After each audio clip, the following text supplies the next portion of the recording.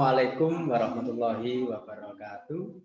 Selamat sore kakak-kakak sekalian. Ketemu kembali di kegiatan KMD yang kita laksanakan di Kuarang Srono ini. Kakak setelah kemarin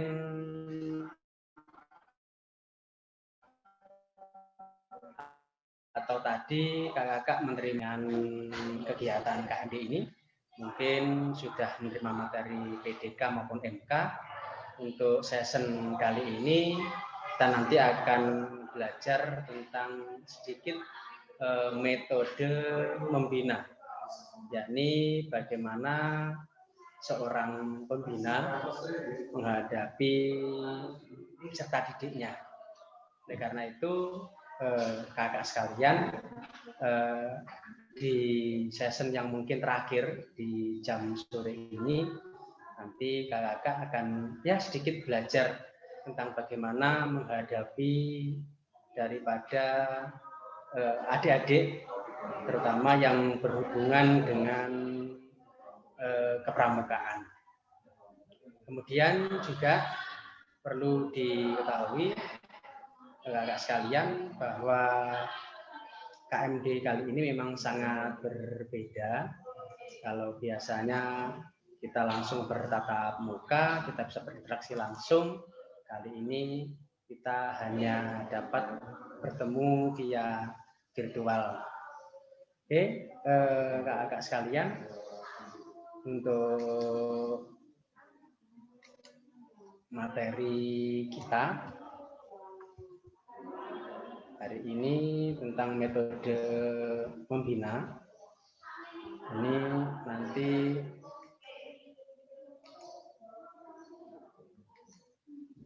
sedikit akan kita jelaskan terkait dengan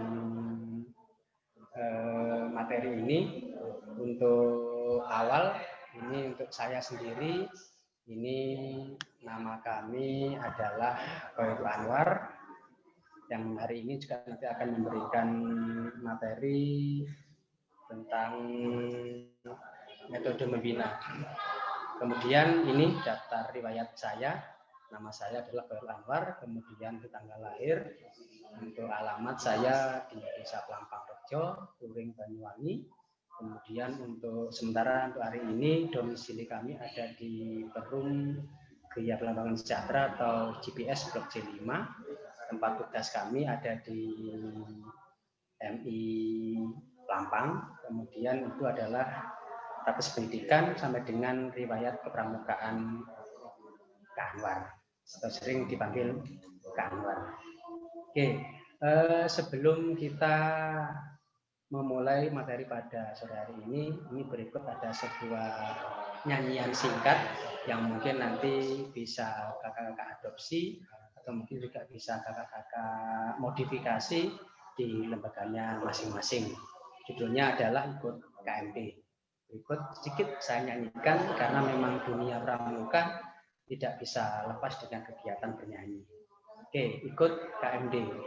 Hari ini kita gembira, belajar bersama-sama, hilangkan susah di jiwa, ikut KMD senang rasanya. Hari ini kita gembira, belajar bersama-sama, hilangkan susah di jiwa, ikut KMD senang rasanya. KMD, siap membina pramuka. KMD, siap membina pramuka. Ini merupakan gambaran awal daripada kakak-kakak. Tentunya saya yakin kakak-kakak memiliki banyak koleksi lagu-lagu tentang kepramukaan. Terlebih nanti kalau kakak menghadapi seorang pramuka yang tingkatannya siaga dan juga penggalang. Oke, kita menginjak pada materi yang akan kita bahas tentang metode atau cara membina pramuka. Nah, pada prinsipnya seorang pembina pramuka ini merupakan harus mampu menjalin hubungan khas antara pembina dan juga dengan peserta didik. Sama halnya ketika kita mungkin kakak sekalian adalah seorang tenaga pendidik, maka keakraban seorang pembina dengan pendidik diperlukan dalam rangka apa? Agar kemitraan serta perhatian kita nanti bisa sampai kepada peserta didik. Kemudian bahwa ingat dalam setiap pembinaan atau setiap kali kita membina pasti juga ada tujuan-tujuan. Pertama, kalau kita memberikan materi-materi tersebut agar materi itu bisa disampaikan dengan baik kepada dari kita. Kemudian yang berikut adalah penyelenggaraan pendidikan dalam pramuka ini digunakan dengan sistem AMONG. Apa itu sistem AMONG? Ya, ini pendidikan yang dilaksanakan dengan cara memberikan kebebasan peserta didik untuk dapat bergerak, bertindak dengan leluasa tanpa adanya sebuah paksaan atau mungkin keharusan, bahkan kewajiban-kewajiban yang dapat memberatkan daripada peserta didik. Intinya apa? Ini memang harus benar-benar kita terapkan dalam artian agar kegiatan itu bisa sama-sama berjalan dan tidak dianjurkan adanya sebuah pemaksaan. Artinya bagaimana? Ketika ada adik-adik kita ini mungkin yang memiliki sebuah ide-ide gagasan yang bagus untuk kegiatan, kenapa tidak kita jalankan? Ini. Kemudian peserta didik ini juga harus dibina sesuai dengan minat, bakat, serta karyanya dalam arti pengabdiannya kepada pendidikan tersebut. Ini beberapa poin-poin bagaimana ruh daripada pembinaan. Ya, ini belajar sambil bekerja. Bekerja sambil mengajar, kemudian juga belajar untuk bisa hidup bersama, kemudian belajar mencari penghasilan untuk hidup, dan kehidupan untuk bekal mengabdi, dan juga belajar untuk menjadi dirinya sendiri. Ini merupakan bagian yang tidak dapat terpisahkan dari proses pembinaan. Oke, kalau kita hari ini berbicara tentang membina, maka yang kita hadapi ada 4 unsur dalam pramuka itu. Nah, ini ada siaga, ada penggalang, ada penegak, dan juga ada pandega. Dan itu pun juga bisa kita tuangkan dalam sebuah nyanyian. Ini seperti nyanyian berikut ini. Ada berapa tingkatan pramuka ada 4 macamnya.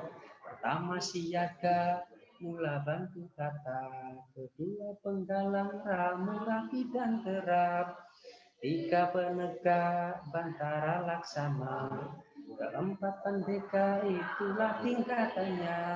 Caca marica hoi, caca marica hoi, caca marica, ayo ikut pramuka. Oke, yang pertama ini adalah mengenal dunia siaga. Siaga ini kalau kita bisa analisa adalah anak-anak yang masih berusia di kelas 1, 2, 3, 4 tingkat dasar. Atau kalau di SDM ini ya kelas 1, 2, 3, 4. Tentunya mereka memiliki sifat-sifat yang luar biasa khas. Yang mana unsur anak-anak di usia itu ini rata-rata yang pertama adalah senang meniru. Jadi apapun yang dilakukan oleh pembina pasti ditiru. Bahkan pembina batuk, pembinanya mungkin mohon maaf latah, itu pun bisa ditirukan oleh anak tersebut. Kemudian senang berdendang, menari dan bernyanyi lainnya. Jadi kalau nanti kakak-kakak membina siaga, ini harus pandai-pandai berdendang, bernyanyi, bahkan menari, atau mungkin dikolaborasikan dengan sebuah nyanyian, dengan gerakan yang mampu membawa suasana anak-anak ini menjadi gembira. Kemudian pada anak-anak usia ini mereka suka dipuji dan mudah merajuk, manja mereka. Kemudian senang menceritakan dan mengadukan apa yang diketahui atau dialaminya. Tadi di rumah dimasakkan apa, tadi berangkat belajar apa, berangkat ke latihan tadi dapat apa, atau gimana, itu seperti itu. Kemudian pada usia-usia siaga ini senang bermain, sehingga bagaimana seorang pembina ini mampu mengkolaborasikan materi yang hendak disampaikan kepada adik-adik siaga ini dalam sebuah nyanyian, tarian maupun permainan. Ini penting. Karena apa? Tidak mungkin pada anak-anak seusia itu harus diberikan berbagai macam materi yang berat, melainkan materi-materi itu dikemas dalam sebuah nyanyian atau dalam sebuah permainan. Kemudian, nah ini ada beberapa cara-cara yang dapat kita tempuh dalam membina pramuka siaga. Di situ ada poin-poin, ada sekitar 9 poin yang pada intinya ini bahwa pembina siaga itu lebih ngarso suntulondo, jadi lebih banyak memberikan contoh. Jadi dengan cara ya yang penuh kasih sayang, lemah lembut, ya sering mengajak mereka berkomunikasi. Kemudian juga ingat bahwa seorang pembina siaga ini pis awal. Jadi jangan sampai menunjukkan kepada seorang pembina, seorang peserta didik siaga ini dengan muka yang mungkin marah atau mungkin terlalu keras dan sebagainya.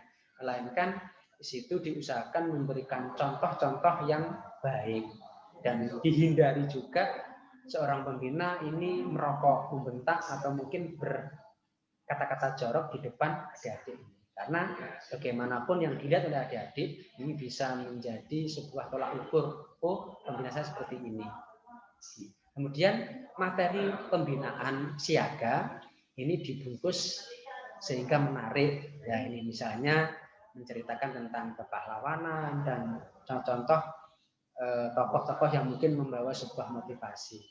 Kemudian juga bisa diajak bercerita yang berimajinasi, yang dipadukan dengan sebuah teknologi kemajuan. Kemudian juga siaga ini lebih ditekankan di titik-titik yang ada di sisi rumah, keluarga terdekatnya. Ini. Kenapa? Karena sesuai dengan Dwi Dharmanya, ini bahwa seorang siaga ini adalah memagumi ayah dan juga ibundanya.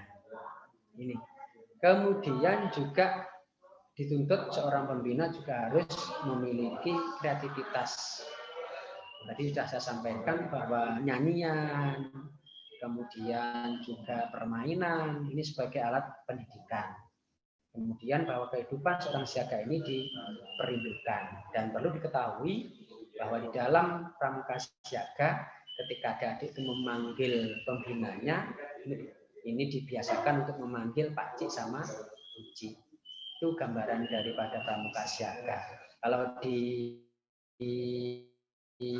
pembinaan pramuka siaga ini memang belum ada sistem perkemahan yang bersifat menginap, sehingga nanti kegiatan kepramukaan siaga ini cukup maksimal 1 hari, dikemas dengan sebaik mungkin sehingga anak-anak ini nanti bisa ketagihan untuk ikut latihan kembali. Itu untuk dunia siaga. Kemudian berikutnya, nah, ini beberapa contoh kegiatan Kak Anwar di lembaga atau di gudeg kami, bahwa kami setiap tahun, bahkan di tahun ini seharusnya kita sudah mulai merencanakan yang namanya SGGC yang kelima atau perkemahan siaga gembira dalam ceria yang kelima. Namun karena masih situasi pandemi seperti ini masih ditunda pelaksanaannya. Jadi di lembaga kami pun juga memiliki event rutin yang memang kita buat semenarik mungkin sehingga ada semacam menjadi ikon, menjadi kebanggaan anak-anak atau adik-adik bahwa setiap tahun saya harus berkreasi di kegiatan ini. Jadi kegiatan siaga ini tertumbuh pada kreativitasnya pembina. Jadi pembina harus kreatif. Dalam arti anak-anak tidak boleh sampai dengan kaku. Kemudian kegiatan siaga lebih banyak dikemas dalam sebuah permainan dan dibuat semenarik mungkin. Ini hanya ilustrasi Ini dokumentasi kami ketika SGGC yang keempat di tahun 2020 kemarin. Berikutnya kita akan mengenal tentang dunia penggalang. Ini kalau penggalang ini rata-rata kalau di tingkat dasar sudah kelas 5, kelas 6, dan di MTS atau SMP ini kelas 7, 8, 9. Yang mana tentunya dunia penggalang ini nanti ada beberapa fase-fase perubahan. Dari perubahan anak-anak menjadi perubahan masa-masa mulai remaja. Kita sedikit mengenal tentang dunia penggalang. Yang pertama, bahwa sifat seorang siaga ini sebagian masih melekat atau terbawa di masa penggalang ini. Dan mereka lebih senang bergerak, senang mengembara, kemudian usil, lincah, dan senang mencoba-coba. Dan perlu diketahui kalau sudah penggalang di tingkatan SLTP, MTS, SMP, ini mereka sudah mulai menyukai yang namanya lawan jenis. Mulai senang karo sing wedok, ya seneng lanang, lanang seneng wedok, seperti ini. Artinya memang ini juga menjadi kodrat mereka. Kemudian mereka suka akan sifat-sifat kepahlawanan. Jadi ada semangat patriotismenya mulai muncul. Kemudian, nah ini. Jadi rata-rata mereka sudah mulai menginjak masa dewasa. Kemudian ini cara membinanya. Jadi kalau penggalang sama siaga ini memang rata-rata ya sedikit kalau di penggalang tingkat dasar atau di tingkatan MI, SD ini ya akan sedikit berbeda dengan penggalang yang ada di tingkatan SLTP atau MTS atau SMP. Yang poin pertama di sini bahwa dapat menggunakan sebagai cara-cara siaga. Ini tetap nyanyian, kemudian permainan ini dibutuhkan di pembinaan pramuka penggalang. Kemudian kegiatannya ini agak sedikit menantang, pengembaraan seperti hiking, camping, rafting dan lain-lain. Kemudian mereka juga harus memiliki kita sebagai pembina ini juga harus mempertimbangkan kesiapan dan juga faktor keamanan di lapangan. Jadi kegiatannya ini sudah mulai agak ditingkatkan, lebih kepada semacam kegiatan yang di situ mulai mengedepankan kedisiplinan. Artinya seperti mungkin PBB-nya, upacaranya, dan kegiatan yang mampu meningkatkan kedisiplinan mereka sendiri. Kemudian adanya sebuah penghargaan kepada mereka. Kalau di dalam sebuah kegiatan tentunya baik di siaga maupun penggalang ini jangan sampai lepas dari namanya reward, penghargaan bagi mereka-mereka. Baik itu di regunya, kalau di penggalang regu, maupun nanti ketika di barung, ketika di siaga tadi. Jadi minimal kalau tidak bisa memberikan reward berupa barang, dan minimal penghargaan berupa ucapan, tanda jempol, kemudian bagus, baik, pintar, dan sebagainya. Itu harus sering kita munculkan. Kenyataannya adik-adik ini ketika bergiat ini dikasih hadiah permen saja sudah luar biasa senangnya. Kemudian di situ juga bahwa pembina penggalang tidak boleh seenaknya membuat acara latihan. Artinya apa? Di dalam dunia penggalang ini mulai kita ajak diskusi mereka. Bagaimana nanti latihannya itu seperti apa, hari apa, kemudian besok ini enaknya kita belajar apa, materi apa. Ini mulai kita giring untuk belajar diskusi. Sehingga peran mereka, kemudian acara-acara yang kita nanti ini juga berdasarkan usul-usul daripada mereka.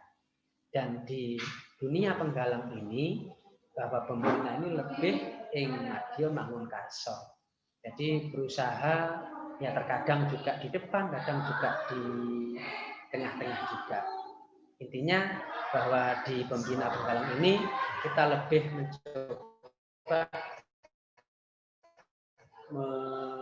melibatkan daripada adik-adik nanti seperti apa. Oke, ini contoh kami juga. Di situ kegiatan penggalang dibuat semenarik mungkin serta melibatkan peserta didik dalam membuat program atau kegiatan. Contoh mungkin setelah beberapa kali pertemuan latihan, kita ajak mungkin berjari, kita ajak mungkin bersami, itu penting. Sehingga apa? Tidak terkesan hanya latihan saja, tidak pernah berkemah. Ini akan menimbulkan kebosanan daripada adik-adik kita. Ini dokumentasi Kak Anwar ketika perkemahan SGGC yang keempat. Ini kita laksanakan di Flurry Waterpark waktu itu di tahun kemarin. Ini acara kita kolaborasi dengan berbagai macam. Ini pun ketika ada kegiatan sholawat, ini pun juga usul daripada adik-adik. Ini kita ajak ngomong mereka. Karena memang hari ini mungkin mereka ini antusias sekali dalam bidang ini. Jadi intinya kegiatan penggalang ini mereka kita ajak ngomong. Enaknya bagaimana, besok itu kemahnya seperti apa, dikasih acara apa, mau game-game yang bagaimana. Karena pada masa-masa usia ini, adik-adik kita sudah mulai memiliki keinginan dan juga mungkin sudah memiliki angan-angan, sehingga ini juga perlu kita tampung dan kita terapkan. Oke, kita tinggalkan dunia penggalang atau penggalang. Sekarang kita menuju ke pramuka penegak. Nah ini yang mungkin kakak-kakak ada yang apa itu istilahnya mengabdi di tingkat SLTA. Ini di dunia penegak. Apa? Penegak ini sudah masa-masanya sudah masa remaja menuju dewasa. Jadi di sini ada poin-poin tentang sifat-sifat seorang pramuka penegak. Jadi anak penegak ini mulai memasuki masa sosial. Kemudian anak penegak ini mulai mencari jati diri. Jadi mulai loh saya. Nah ini. Kemudian stabilitas emosinya sebelum mantap, mudah terproteksi, mudah berubah. Nah ini. Rujuk krono, rujuk ini. Mungkin kita juga pernah menjadi pramuka di tingkatan penegak ini. Kemudian juga di seorang pramuka penegak ini gemar pada kenyataan, menjunjung tinggi realitas dan sudah mengenal cinta dan agresif. Nah ini, sehingga ini harus benar-benar hati-hati karena memang pada masa-masa penegak ini rata-rata anak-anak penegak ini sudah dewasa. Rata-rata juga sudah mulai mengenal lawan jenis, bahkan rata-rata mereka sudah memiliki pacar. Nah ini juga PR bagi seorang pembina penegak nanti bagaimana agar kemauannya pribadi bisa dikemas dalam kegiatan pramukaan ini. Kemudian kemauannya kuat, sulit dicegah, apabila tidak melewati jalannya ini rasional. Dan senang menyelesaikan persoalan dengan cepat, kadang-kadang memulai kekuatan fisik ini dimulai sama jorosan ini. Kemudian singkat saja cara membina pramuka penegak ini akan jauh berbeda dengan tingkatan siaga maupun penggalang. Kenapa? Secara umur pun juga berbeda, emosional juga berbeda. Kemudian secara kemauan juga berbeda. Ini bahwa di situ perangkat struktur kepenegakan atau Dewan Ambalan ini harus sudah terbentuk dengan baik dan tidak asal tunjuk. Ini penting. Artinya apa? Di dalam tingkatan pramuka penegak ini seorang pembina harus mampu memperdayakan Dewan Ambalan. Yang ditunjuk memang benar-benar tidak asal tunjuk. Artinya memilih anak-anak atau adik-adik yang memang berkompeten, mampu merangkul semua dimensi ada di ambalan tersebut. Tidak asal tunjuk. Karena apa? Terkadang di dalam kepramukaan ini tidak semata-mata anak pintar ini mampu merangkul semua temannya. Belum tentu. Ini terkadang justru anak-anak yang mungkin kurang cakap, kurang pandai, mampu merangkul seluruh unsur yang ada di ambilan tersebut. Karena memang ini anak sudah mulai dewasa.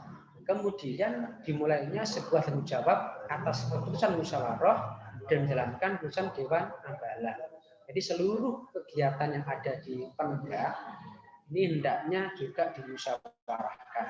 Artinya apa? Mereka sudah memiliki kemampuan untuk berdiskusi. Mereka sudah mampu untuk menjalankan kegiatan itu sendiri. Sehingga di tingkatan ini sebenarnya penegak ini ya mudah-mudah sulit. Artinya apa? Mudahnya apa? Mereka sudah banyak memiliki kemampuan dalam arti untuk latihan atau untuk bergiat. Kemudian memberikan kondisi lingkungan yang baik ini. Jadi lagi-lagi memang seorang pembina di sini untuk bagaimana menjadi sebuah percontohan atau suri teladan yang baik di tingkatan siaga, penggalang maupun penegak. Artinya di penegak pun juga menjadi sebuah tolak ukur seorang pembina, sehingga hal-hal yang kurang baik hendaknya juga dihindari. Kemudian pada tingkatan bantara penegak ini dituliskan untuk memperbaiki lingkungan yang kurang baik atau semampunya. Artinya memang ada dua tingkatan di penegak ini, bantara laksana, yang mana memang pada masa-masa usia ini anak-anak ini menuntut bagaimana mulai mengembangkan kemampuannya untuk hidup bersosial, bermasyarakat. Kemudian mereka juga ini ditekankan baik di siaga maupun di penggalang, di penegak, ini yang namanya satuan terpisah. Sehingga ini benar-benar harus ekstra, terlebih di dunia penegak ini. Ingat bahwa pembina ini seharusnya di sebuah gugus depan atau pangkalan ini adanya satuan terpisah. Ada pembina A, ada pembina B. Artinya apa? Bahwasanya di dalam sebuah lembaga ini rata-rata ini belum memiliki pembina A sendiri, B sendiri. Itu masih dicampur. Ini kalau memang nanti di lembaga itu sudah ada yang KMD, artinya sudah memenuhi syarat, kenapa tidak seorang pembina putra dibina oleh pembina putra, seorang pramuka putri dibina oleh pembina putri. Sehingga apa? Satuan terpisah ini benar dapat terlaksana. Namun juga ini tidak mutlak. Artinya ya fleksibel, karena memang di lembaga ini terkadang juga yang mau bina juga terbatas, dan kemampuan juga terbatas. Di penegak ini, pembina lebih banyak Uri Handayani. Artinya mulai memberikan kepercayaan kepada adik-adik untuk mampu mengonsep seluruh kegiatan yang akan dilaksanakan. Baik itu kegiatan latihan, mungkin kegiatan mingguan, mungkin kegiatan pasca semester, kemah, perjari, dan sebagainya. Jadi biarlah mereka berkreasi. Ini. Kemudian yang berikut, nah ini adalah pramuka pandega. Kalau pramuka pandega ini pada dasarnya ini hampir sama dengan penegak. Namun secara keilmuan kalau di pandega ini mereka sudah mulai matang. Artinya kalau di masa-masa penegak, karena masih masa-masa usia LTA, masih usia-usia alia, SMA, SMK, ini memang masih luar biasa. Tapi ketika di masa-masa pandega ini, adik-adik sudah agak mungkin kematangan berpikirnya sudah mulai nampak.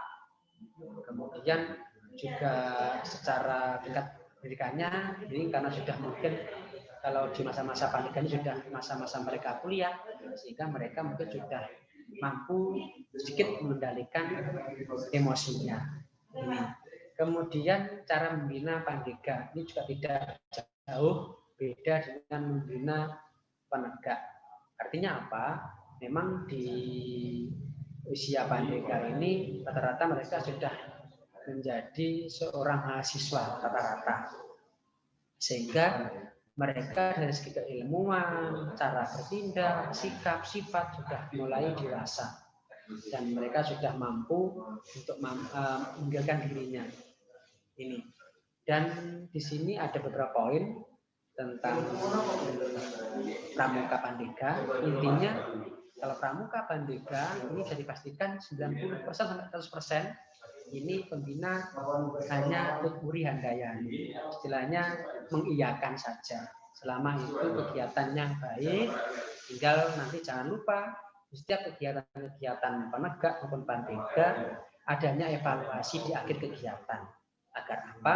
Kita mampu menunjukkan kekurangan-kekurangan dalam kegiatan itu, baik di dalam latihan keseharian, kegiatan maupun yang lain. Ini. Oke. Kemudian untuk tingkatan sudah cukup. Nah, ini titik poinnya. Kakak sekalian, bahwa metode dalam membina pramuka ini pada dasarnya harus disesuaikan dengan keadaan peserta didik atau pembina. Jadi jangan disamakan antara membina siaga, penggalang, penegak maupun Pandega. Karena keempat tingkatan ini memiliki unsur sifat yang berbeda-beda, sehingga dalam hal penanganannya juga harus dibedakan. Kemudian yang poin berikut adalah dalam membina tentunya ada tujuan yang hendak dicapai, tentu ini, sehingga metode itu haruslah disesuaikan dengan tujuan yang akan diharapkan dengan mempertimbangkan aspek yang melekat pada peserta didik serta lingkungan. Ini perlu. Artinya apa? Lingkungan adik-adik itu seperti apa? Kemudian juga kemampuan juga seperti apa? Tidak bisa disamakan. Sehingga ini penting. Kemudian metode membina ini pada dasarnya sama dengan metode mengajar. Artinya apa? Ya, metode membina ini ya seperti halnya kita menjadi seorang guru. Ada kalanya kita mungkin ceramah, ada mungkin demonstrasi, ada juga mungkin diskusi dan lain-lain. Artinya metode itu disesuaikan dengan materi yang akan kita berikan kepada adik-adik. Ini. Kemudian dalam menggunakan metode ini haruslah disesuaikan dengan kemampuan. Kemudian media pendukung serta lingkungannya anak-anak atau adik-adik ini. Artinya apa? Jadi media yang kita pakai pun harus sesuai dengan materi yang kita sampaikan. Kemudian dalam setiap proses pembinaan hendaknya diakhiri dengan kegiatan yang bersifat jangka panjang. Jadi kita harus punya program. Contoh mungkin dalam waktu per 3 bulan kita ada kegiatan mungkin persami. Per 3 bulan lagi mungkin ada perjari. Nanti per semester atau setahun sekali ada perkemahan. Sehingga apa kakak-kakak? Anak-anak tidak melulu terus latihan. Katanya anak-anak latihan terus kapan kemahnya. Ini juga memang penting, harus. Jadi ketika sudah membuat program latihan, katakan 4 kali latihan, nanti adakan perjari. Dan lagi nanti ada persami, baru nanti ada di akhir semester, di akhir tahun ada kegiatan perkemahan. Sehingga anak-anak memiliki titik klimak dalam pembinaannya. Artinya mereka membangun sebuah kelompok atau regu. Kalau di penggalang mereka membentuk regu, mereka membuat yel-yel, mereka membuat pentas seni. Itu memang nanti akan ada endingnya di kegiatan besar di grup tersebut. Sehingga adik-adik memiliki sebuah semangat untuk berlatih. Karena apa? Mau menghadapi sebuah kegiatan besar. Ya minimal kalau belum mampu kemah di luar, kemah besar, ya perjari mungkin di lingkungan sekolah atau lingkungan madrasah, persami mungkin di lembaganya masing-masing, di gedungnya masing-masing. Ini juga sangat menjadi dambaan setiap kali proses pembinaan. Ini tadi saya sampaikan bahwa seorang pembina harus memiliki banyak koleksi nyanyian. Ini tadi nyanyian yang di depan kita rubah kembali. Kalau tadi ikut KMD, ini ikut pramuka. Sama ini ya.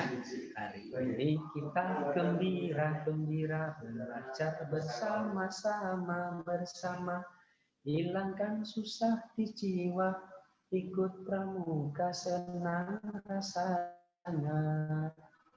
Pramuka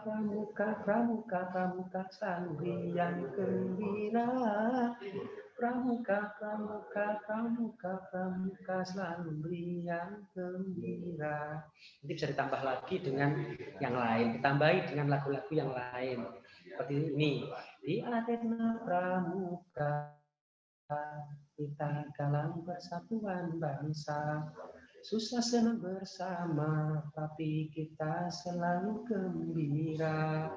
Kalau siang kita kepanasan, kalau malam kita kedinginan, tak peduli, kita tetap berjuang. Nanti bisa ditambahi dengan yel-yel singkat seperti pramuka, jaya, luar biasa.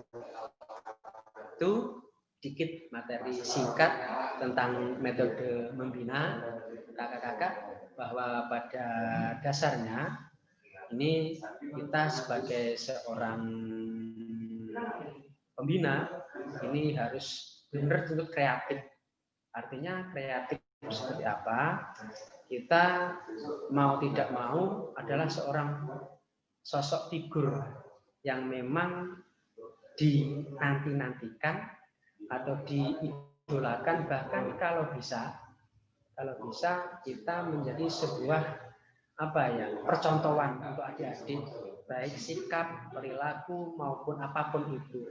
Intinya seorang pembina ini haruslah menjadi seorang yang dapat diambil contoh dari adik-adik. Ingat bahwa seorang pembina yang sukses ini bagaimana pembina itu mampu mengkreasikan kegiatan dalam berbagai macam bentuk, mengkolaborasikan nyanyian, mengkolaborasikan permainan dalam sebuah pembinaan, dan bagaimana nanti anak-anak enggan untuk mengakhiri latihan dan enggan untuk pulang ketika proses pembinaan itu dilaksanakan. Ini berarti kakak sukses. Artinya apa? Ketika adik-adik ini nggak mau berhenti latihan, itu berarti kita sukses. Anak-anak ketagihan, anak-anak kangen dengan hari Jumat ketika kita latihan pramuka, kangen dengan hari Minggu ketika latihan pramuka, pengen segera ke hari Jumat karena kangen dengan gurunya atau pembinanya, ingin segera latihan kembali. Ini gambarannya. Artinya apa? Proses pembinaan di sebuah bus depan ini menjadi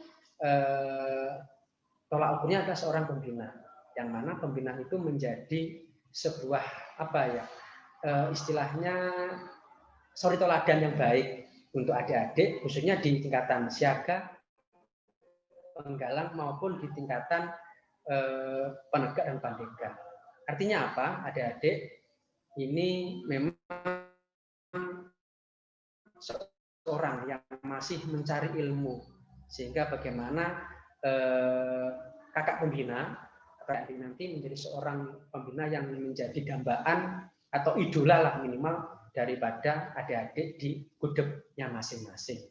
Itu gambaran singkat tentang metode membina. Jadi saya garis bawahi bahwa metode membina ini pada dasarnya sama dengan metode kita mengajar di lingkungan sekolah.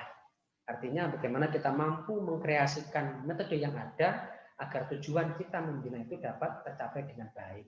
Itu kakak sekalian gambaran singkat dari Kak Anwar. Nanti apabila ada hal yang kurang pas, kurang jelas, nanti kita bisa sharing di grup atau kita bisa sharing di lain waktu di darat, maupun nanti kita bisa sharing lewat media yang ada. Kemudian yang terakhir pesan Kak Anwar, ingat seorang pembina adalah sebagai suri teladan. Artinya apapun yang kita lakukan ini pastinya akan dicontoh, ditiru, bahkan menjadi sebuah tolak ukur daripada adik-adik yang kita bina. Tentunya titik itu perlu kita perhatikan dengan baik. Dan yang terakhir, mohon maaf apabila mungkin selama Kak Anwar memberikan materi ada hal yang kurang pas atau yang kurang baik, nanti kakak bisa lebih memperdalam pengetahuannya melalui modul-modul yang telah ada, mungkin materi-materi yang sudah kakak terima dikembangkan kembali melalui